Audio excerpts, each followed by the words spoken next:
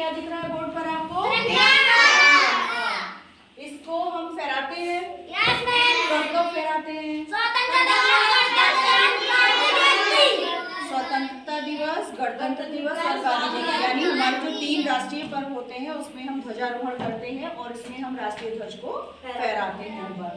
अच्छा, राष्ट्रीय ध्वज में कितने कलर हैं? 3 कलर हैं। 3 कलर में सबसे ऊपर कौन सा कलर है? और सबसे नीचे कौन सा कलर है? और बीच में कौन सा कलर है? अच्छा, सफेद रंग में एक चक्र बना है, ये किस रंग का है? नीला। तो ये सारी चीजों के अलावा और भी तिरंगे के बारे में बहुत सारी चीजें हैं जिसको आज हम प्रश्न उत्तर के माध्यम से जानेंगे। तो प्रश्न हमारा जो राष्ट्रीय ध्वज के बारे में बहुत सारे प्रश्न में से पहला प्रश्न है कि राष्ट्रीय ध्वज कब अपनाया गया? राष्ट्रीय ध्वज कब अपनाया गया? 22 जुलाई 1947। दूसरा प्रश्न है कि इसकी लंबाई और चौड़ाई का अनुपात क्या है? 3:2। जब भी राष्ट्रीय ध्वज बनाएंगे, किसी भी आकार का बनाएंगे तो उसका जो अनुपात रखेंगे वो 3:2 रखेंगे। इसके बाद बताइए, ये जो चक्र बना है, चक्र में कितनी तीलियां हैं? 24। Very good. अच्छा, इसमें रंग दिख रहा है ऊपर केसरिया। केसरिया रंग किस चीज का प्रतीक है? शक्ति, साहस और बलिदान। अगला है कि जो हरा रंग है जो सबसे नीचे है, ये किस चीज का प्रतीक है? हरियाली और वृद्धि का।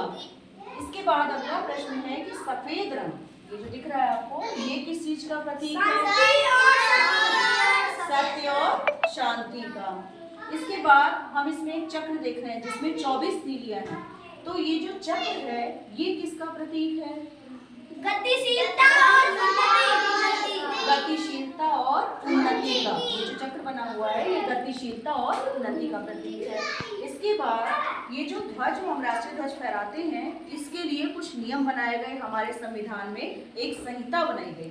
तो हम लोग बात करेंगे भारतीय ध्वज संहिता, जो संहिता बनाई गई ध्वज के बारे में, भारतीय ध्वज संहिता, जिसमें इससे संबंधित नियम बनाए गए, जिनका पालन नहीं करेंगे तो हमें दंड मिलेगा। तो ये दंड भारतीय ध्वज संहिता कब लागू हुई?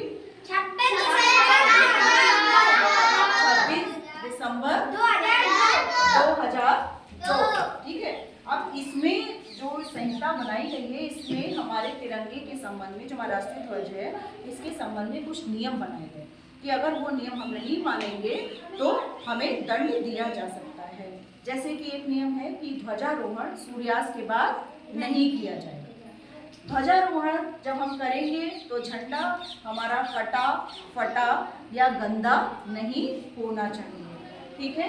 इसके अलावा जब भी हम ध्वजारोहण करेंगे तो हमारा ध्वज कभी भी उल्टा नहीं होना चाहिए। जैसे कि हरा रंग नीचे ही होना चाहिए, केसरिया रंग ऊपर भी होना चाहिए। इसके बाद जो ये ध्वज है ये कभी भी हमें जमीन पर नहीं रखना चाहिए। ये हमारा मान और सम्मान है, हमारे राष्ट्र का गौरव है। इसे हम कभी भी जमीन पर नहीं रखेंगे।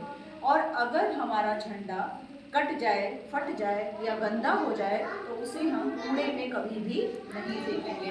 हम क्या करेंगे, मिट्टी में गड्ढा खोद के उसको उसमें डाल देंगे। झंडे का कभी भी अपमान नहीं करेंगे।